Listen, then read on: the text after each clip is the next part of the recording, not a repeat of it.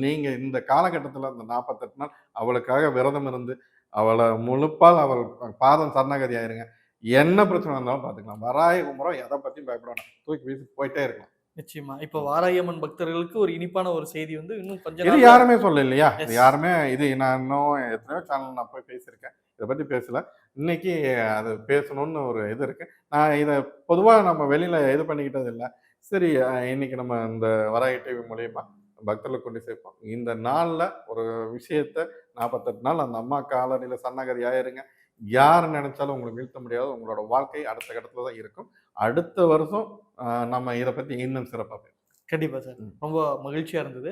Sir இப்ப நீங்க அருமையா சொன்னீங்க. இந்த விரத முறை இப்படி நம்ம எடுத்துக்கலாம். இந்த ஒரு நாள நம்ம கொண்டாடலாம் அப்படின்னு சொன்னீங்க.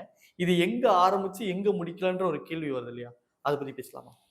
இல்ல அதுதான் சொன்னேன். ஆவணி 1ஆம் தேதி நீங்க அதுக்கான அந்த அம்மாவுக்கான கொண்டாட்டத்துக்கான நாளா நீங்க முடிவு பண்ணிக்கங்க. ஆவணி 1 தான் அவளுக்கான அந்த பிரசித்தி பெற்ற நாள். இதுல எந்த மாற்று கருத்தும் கிடையாது. இதுதான் காலத்துக்கும் உண்டான நாளு.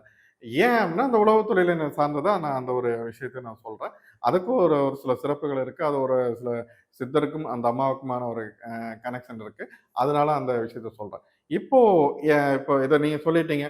சரி இந்த 48 நாளுக்கு நான் எப்படி என்ன மாரியான வழிபாட்ட பண்ணலாம் அப்படின்னு சொன்னாக்க, சாமானியனா இருந்தாலும் சரி, கோடீஸ்வரனா இருந்தாலும் சரி, நான் சொல்றது தெய்வத்துக்கு படையல் போட்டு தலவாழைலாம் வச்சு, அவல் பொரி கடல வச்சு, அத்தனையும் அள்ளி வச்சு நீங்க வைக்கணுங்கிறது அவசியமே கிடையாது. ஒரு குவளை தண்ணீர் வைத்தாலும், ஒரு குவளை தண்ணீர் வைத்தாலும், அது உள்ளன்போடு வைத்தா அது மட்டும் போதும்.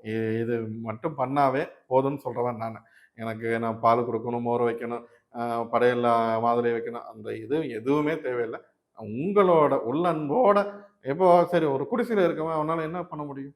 அவனுக்கு ஒரு கிளாஸ் நீ தண்ணி வை. ஒரு கிளாஸ் குவளை அந்த ஃபோட்டோ முன்னாடி நீ வச்சுரு. இல்லையா ஒரு விளக்கேத்தி அவனா நெனச்சு சில பேர் ஃபோட்டோ கூட வாங்கணும்னா, ஒரு விளக்கேத்திட்டு அந்த இடத்துல நீ வராகின்னு நெனச்சா அவனுக்கான ஒரு நெய்வேத்தியமா நீ அத வச்சுரு. இது போதும்.